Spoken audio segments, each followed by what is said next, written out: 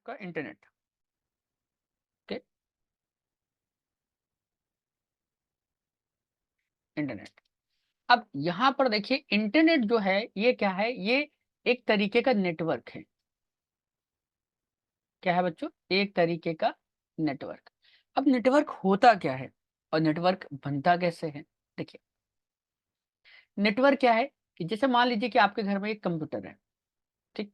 एक कई सारे 2-3 कंप्यूटर्स लगे हुए हैं। एक मोबाइल फ़ोन है, ठीक है?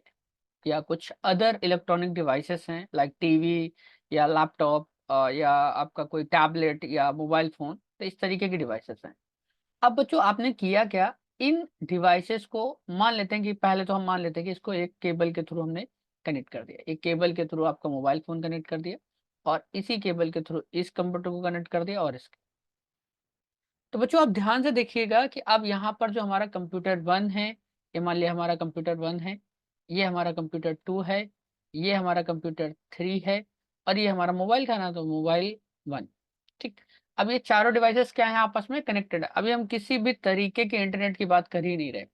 अब भूल जाइए, 2 मिनट के लिए भूल जाइए कि आपका कोई इंटरनेट भी है, ठीक है ना? अब हम सिर्फ यहाँ पे बात कर रहे हैं नेटवर्क की। अब देखिए यहाँ पर ये डिवाइसेस कनेक्ट हुई आपस में। अब ये क्या है कि जब ये नेटवर्क के थ्रू यानी कि इंटरनेट केबल के थ्रू कनेक्ट हो गई, तो अब ये क्या कर सकती हैं, आपस में डेटा को शेयर कर सकती हैं। क्या कर सकते हैं? आपस में डेटा को शेयर कर सकते हैं, एक दूसरे से डेटा शेयर कर सकते हैं। ये इस तरीके से, मतलब ये डिवाइस आपस में एक दूसरे के साथ, ये डिवाइसेस आपस में एक दूसरे के साथ। तो अभी अगर आप देखेंगे तो ये एक सर्कल टाइप का बन गया होगा, साइकिल टाइप का, जहां पर सारी डिवाइसेस जो हैं एक दूसरे के साथ डेटा को शेयर कर सकते हैं। तो ये हो गया आपका एक नेटवर्क, ठीक है? ये हो गया आपका नेटवर्क। अब इसी तरीके से बहुत सारे नेटवर्क, 2, 4, 6 नहीं, बिलियंस, मिलियंस ऑफ नेटवर्क्स को एक साथ कंबाइन कर दिया गया। क्या हुआ?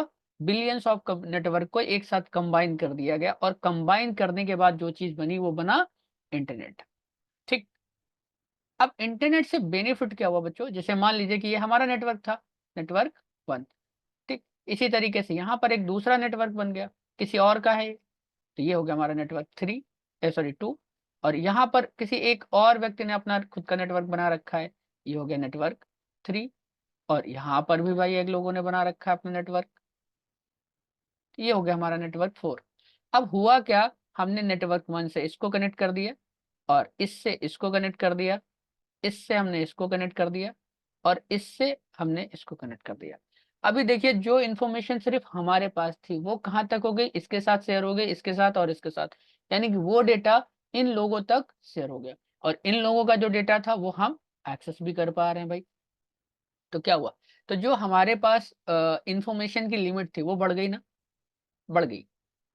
मान लेते हैं कि जैसे इसके पास कंप्यूटर की, आपके पास कंप्यूटर की एक बुक थी, इसके पास कंप्यूटर की दूसरी बुक थी, इसके पास कंप्यूटर की तीसरी बुक थी और इसके पास कंप्यूटर की चौथी। जब अगर इनका पर्सनल पर्सनल नेटवर्क था तब इनके पास सिर्फ एक एक बुक का इंफॉर्मेशन था, मान लेते हैं।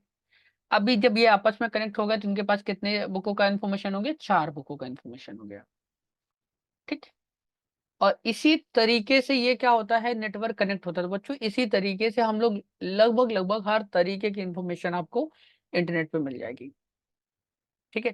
तो आई थिंक आपको समझ में आ गया होगा कि हमारा नेटवर्क क्या है और हमारा इंटरनेट क्या है। ओके, तो चलिए आगे बढ़ते हैं।